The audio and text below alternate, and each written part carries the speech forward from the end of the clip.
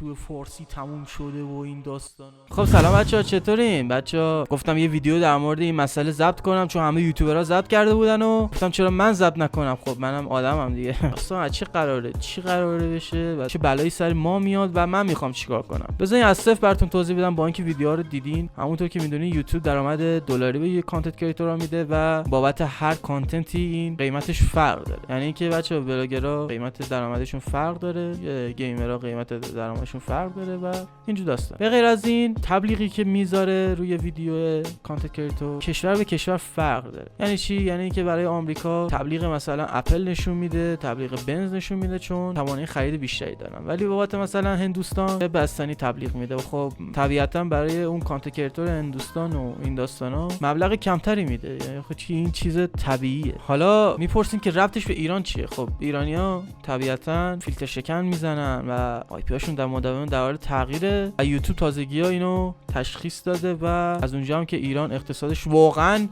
خیلی عالی و ایران خوبه، درآمد کانتنت کریتورهای ایرانیو بابت آی پی های ایران کم کرد. خب بچه یه سریا براشون نمیصرفید دیگه که یه عالمه پول خرج کنن در مورد ویدیو و بعدش خب تهش مثلا بابت هر 1000 ویدیو $1 یا $2 در بیارن یا و این یه چیز افتضاحی بود. برای بعضی بچه مشکل نداره، مسئولیتی روی دوششون نیست، ولی خب برای یه سریا که حالا زن و بچه دارن و زندگی دارن و این داستانا خب خیلی مهم بوده. حالا میرسیم به خودم که میخوام چیکار کنم، داستان چیه و از اینجور حرف. من از همون موقعی که اومدم تو یوتیوب گفتم اصلا به خاطر پول و این چیزا نیست و یه علاقه داشتم، ولی خب بچه‌ها دوست داشتم که پول بیاد و این داستانا و خب هم گیمشو به آدم بزنه هم پولشو در بیاره این داستانا و خب خوشم میومد از این مسئله. ولی خب برای من اونقدر مهم نبود که حالا پول میده نمیده. چون بعد 5 سال فعالیت داخل این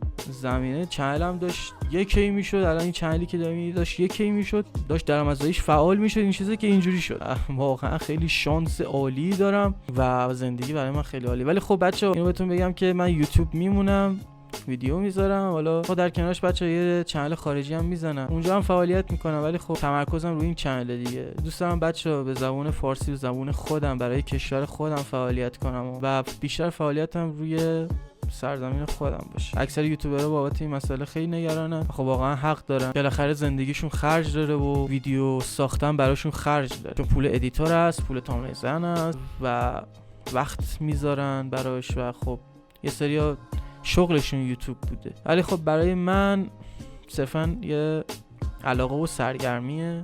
در کنار علاقم بیام ویدیو بسازم، حالا اون $1 هم در بیاد دیگه، من مشکلی بابتش زیاد ندارم و گفتم خب اشکال نداره. ولی خب حالا در کنار یوتیوبم داخل کیکم چنل زدم، کیکم حالا میخوام برم استریم کنم و این داستانا ببینم. استریمم خب خوبه دیگه، برام استریمم با هم گیم میزنیم دوره همیم، حالا پول داده نداد اونقدر مهم نیست. ولی خب هرچی پول بیشتر، واقعا شوق بیشتر، کیفیت بیشتر، کار بیشتر، وقت بیشتر و حس خوب بیشتر به آدم. بچه از این چیزا بگذاریم، این قطعی نیست که واقعا یوتیوب فارسی تموم شده و این داستانا و ممکنه درست بشه. بعضیا میگن ما بعد ماه دسامبر اوکی میشه، بعضیا میگن خب این طبیعی همیشه بوده، بعضیا میگن نه این طبیعی نبوده و درست نمیشه. خب بعد ببینیم خدا چی میخواد دیگه، شاید درست شد شاید هم درست نشد. ولی بچه‌ها من چنلم داره یکی میشه، پس همین الان ساب کنید، لایک کنید، یه کامنت بذارید و انرژی بدید.